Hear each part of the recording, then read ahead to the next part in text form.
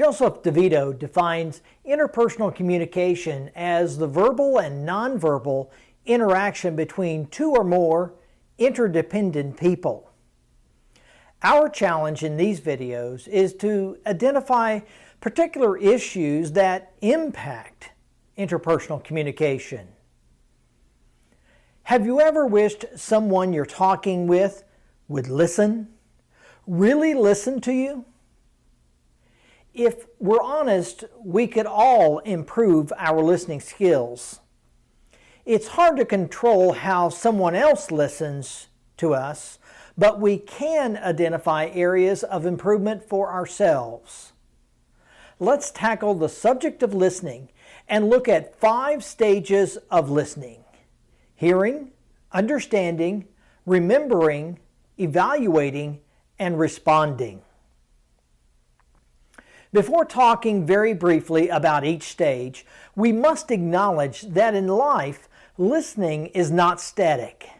As soon as you or the other person begins communicating, any or all of these stages can be occurring. With that said, let's talk about each stage. The first stage is hearing. When you or someone else begins to talk, you are creating sound waves that then interact with the brain. As alluded to a moment ago, we have probably all been in an interpersonal situation where the other person's mouth was moving, sound was coming out, our ears were receiving it, but listening did not occur. There has to be another step. That missing step is purpose. The difference between hearing someone else and listening to someone is that listening is the purposeful interception of the sound cues of others. The second stage in the process of listening is understanding. This too must be seen as a purposeful activity. The reality is that as you listen to others, you will be attempting to understand what they're saying based on the filter or the lens of your upbringing, the way you've learned meanings of certain words and tone of voice, your personal culture and experience. Purposeful pausing and attempting to figure out or understand the other person will mean that you don't jump to conclusions. You ask the other person questions. You check to see if your perception is correct. The third stage in the process of listening is remembering. It's always great when the person we're trying to listen to is direct and well organized in the thoughts.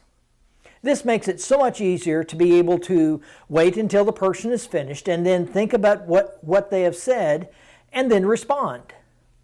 But sadly, this is not the case. Some people are very linear in their thinking, but others are circular in their thinking and how they talk.